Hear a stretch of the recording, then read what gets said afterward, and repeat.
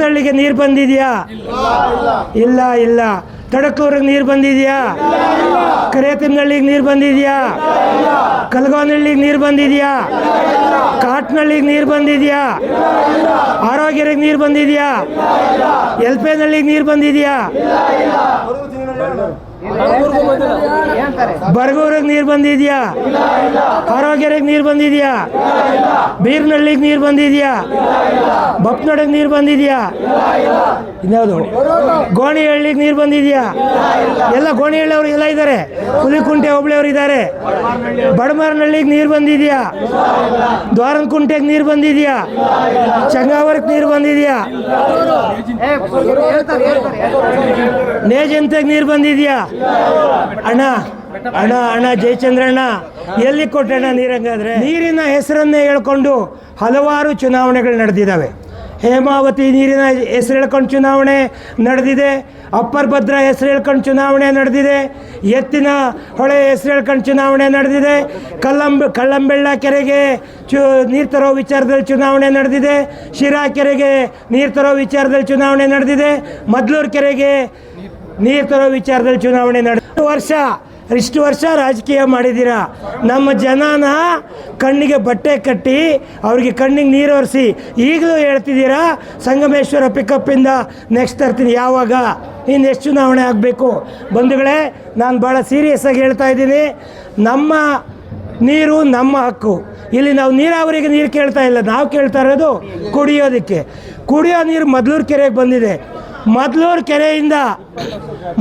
ಕೆರೆಯಿಂದ ಕೇವಲ 2 ಕಿಲೋಮೀಟರ್ ಬಪ್ಪನಡುಗೆ ಹೋಗಿ ಅಲ್ಲಿಂದ ರಾಗ್ಲಹಳ್ಳಿ ಕೆರೆಗೆ 2 ಕಿಲೋಮೀಟರ್ ನೀರು ತಗೊಂಡೋದ್ರೆ ಅಲ್ಲಿಂದ ಇಡೀ ಹುಲಿಕುಂಟೆ ಹೋಬಳಿಗೆ ಗ್ರಾವಿಟಿನಲ್ಲಿ ನೀರು ಹರಿಸ್ಬೋದು. ಇಡೀ ಹುಲಿಕುಂಟೆ ಹೋಬಳಿಗೆ ಯಾಕೆ ಮಾಡಿಲ್ಲ? ಇನ್ನೆಷ್ಟು ಚುನಾವಣೆ ಬರಬೇಕು? ಈ ಸಾರಿ ಮದ್ಲೂರು ಕೆರೆ ಒಣಗೋಗ್ತಾ ಇದೆ, ಶಿರಾ ಕೆರೆ ಒಣಗೋಗ್ತಾ ಇದೆ. ಇಚ್ಛಾಶಕ್ತಿ ಇಲ್ಲ. ತುಮಕೂರಿಗೆ ನೀರು ಕೊಟ್ಟಿಲ್ಲ ಇಲ್ಲಿವರೆಗೆ. ಹೇಮಾವತಿ ಇರೋ ನೀರನ್ನು ಕಾವೇರಿ ಬೇಸಿನ್ಗೆ ಲೆಕ್ಕ ಹಾಕ್ಕೊಂಡು ತಮಿಳ್ನಾಡಿನವ್ರು ಕಣ್ಣು ಹಾಕವ್ರೆ. ತಮಿಳ್ನಾಡಿನಾಗ ನೀರು ಬಿಟ್ಟರೆ ನಮಗೇನು ಕೊಡ್ತೀರಿ? ಯಾವತ್ತಾದರೂ ಗೌಡ್ಗೆರೆಗೆ ಹೋಗಿದ್ದೀರಾ?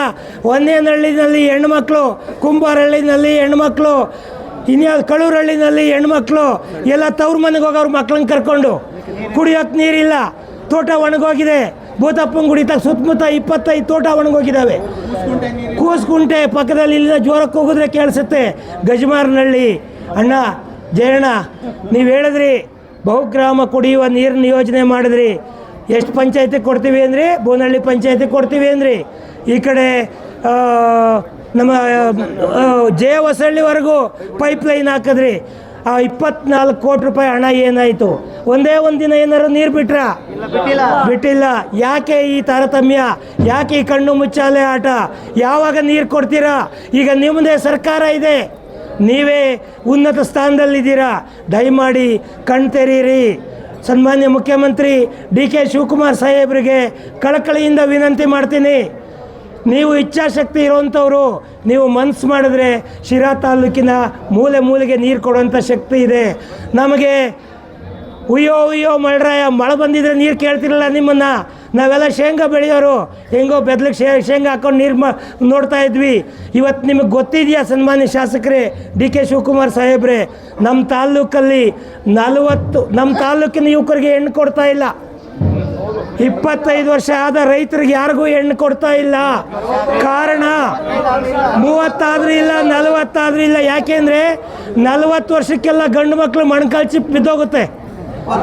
40 ವರ್ಷಕ್ಕೆಲ್ಲ ಗಂಡು ಮಕ್ಕಳು ಮೊಣಕಾಲು ಚಿಪ್ಪು. ಇದಕ್ಕೆ ಯಾರ ಹೆಸರು ಹೇಳಿ? ಕಣ್ಣು ತೆಗೆದಿಲ್ಲ. ಫ್ಲೋರೈಡ್ ಕಂಟೆಂಟ್ ನೀರು ಕೊಡಿಸ್ತೀರಾ? ಅದಕ್ಕಿಂತ ದಯವಿಟ್ಟು ಎಲ್ಲರ ಮನೆಗೆ ಒಂದೊಂದು ಬಾಟ್ಲು ವಿಷ ಕಳಿಸ್ಬಿಡಿ. ಎಲ್ಲರ ಮನೆಗೆ ಒಂದೊಂದು ಬಾಟ್ಲು ವಿಷ ಕಳಿಸ್ಬಿಡಿ. ಆ ಫ್ಲೋರೈಡ್ ಕಂಟೆಂಟ್ ವಾಟರ್ ಕೊಡಿಸೋದಕ್ಕಿಂತ ವಿಷ ಕೊಡಿಸಿ. ಒಂದೇ ಒಂದು ವಾಟರ್ ಫಿಲ್ಟ್ರ್ ವರ್ಕ್ ಆಗ್ತಾ ಇಲ್ಲ ಇಡೀ ತಾಲೂಕಲ್ಲಿ. ಕಾಂಗ್ರೆಸ್ ಸರ್ಕಾರ ಏನು ಮಾಡ್ತಾ ಇದ್ದೀರಿ? ಗೃಹಲಕ್ಷ್ಮಿ ಹಣ ಲೂಟಿ ಹೊಡೆದ್ರಿ. ಗೃಹಲಕ್ಷ್ಮಿ ಹಣ ಈಗಾಗಲೇ 5-6 ತಿಂಗಳು ದುಡ್ಡು ಬಂದಿಲ್ಲ. ಅಂಗವಿಕಲರದಿಲ್ಲ, ಮಕ್ಕಳಿಗೆ ಸ್ಕಾಲರ್ಶಿಪ್ ಇಲ್ಲ, ಸ್ಕೂಲ್ಗೆ ಹೋಗೋ ಮಕ್ಕಳಿಗೆ ಬಸ್ ಇಲ್ಲ. ಎಸ್ ಟಿ ಮೋರ್ಚಾ ಹಣ ನಾಗೇಂದ್ರ, ಭ್ರಷ್ಟ ನಾಗೇಂದ್ರ ಸಚಿವರನ್ನ ಯಾರಿಗೆ ಕೊಟ್ರಿ? ಕೇಂದ್ರಕ್ಕೆ, ನಿಮ್ಮ ಕೇಂದ್ರದ ನಾಯಕರಿಗೆ ಕಪ್ಪ ಕೊಟ್ಟರು, ಕಾಣಿಕೆ ಕೊಟ್ಟರು.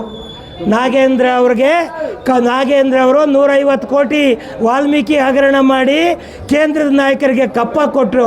ಹಂಗಾಗಿ ಅವ್ರ ಋಣ ತೀರ್ಸೋಕ್ಕೆ ಒಬ್ಬ ಭ್ರಷ್ಟ ಸಚಿವನ್ನ ಮತ್ತೆ ಸಚಿವನನ್ನಾಗಿ ಮಾಡಿದ್ದೀರಿ. ನಾಚಿಕೆ ಆಗಲ್ವಾ ನಿಮಗೆ? ಮಾನ ಮರ್ಯಾದೆ ಇಲ್ವಾ? ಆಯ್ತಲ್ಲ, ಏನು ಮಾಡಿದ್ದೀರಿ, ಏನು ಮಾಡ್ತಾ ಇದ್ದೀರಿ? ದಯಮಾಡಿ ಈ ತಾಲೂಕಿನ ಶಾಸಕರು ಅತ್ಯಂತ ಸೀನಿಯರ್ ಇದ್ದಾರೆ, ನಿಮ್ಮ ಬಗ್ಗೆ ಗೌರವ ಇದೆ. ನೀವು ಮಂತ್ರಿ ಆಗ್ರಿ, ಸ್ಪೀಕರ್ ಆಗ್ರಿ, ನೀವೇ ಸಿ ಎಂ ಆಗ್ರಿ, ಡಿ ಕೆ ಶಿವಕುಮಾರ್ ಅವ್ರನ್ನ ಇಳಿಸಿ ನೀವೇ ಸಿ ಎಂ ಆಗ್ರಿ. ಆದರೆ ನಮ್ಮ ತಾಲೂಕಿಗೆ 50 ವರ್ಷದಿಂದ, ಅಣ್ಣ ಜೋರಾಗಿ ಹೇಳ್ತೀಯ, 50 ವರ್ಷದಿಂದ ರಾಜಕೀಯ ಮಾಡಿದ್ದೀನಿ, 50 ವರ್ಷದ ರಾಜಕಾರಣಿ, 28 ವರ್ಷಕ್ಕೆ MLA. ಏನಣ್ಣ ಮಾಡಿದೆ 50 ವರ್ಷದಿಂದ? ಏನೂ ಮಾಡಿಲ್ಲ. ಬಂದಂಥ ನೀರು, ಕುಡಿಯೋ ನೀರಿನ ಹೆಸರು ಹೇಳ್ಕೊಂಡು ಇಷ್ಟು ವರ್ಷ ಕತೆ ಹಾಕಿದ್ದೀವಿ. ಒಂದು ಉತ್ತಮ ಆಹಾರದಿಂದ ಸಣ್ಣ ಆಗಬೇಕಲ್ವಾ? ಪ್ರತಿದಿನ ನಮ್ಮ ಜೀನಿ ಸ್ಲಿಮ್ನ ಯೂಸ್ ಮಾಡಿ ಯಾವುದೇ ಸೈಡ್ ಎಫೆಕ್ಟ್ ಇಲ್ದಂಗೆ ನೀವು ಸಣ್ಣ ಆಗ್ತೀರಾ.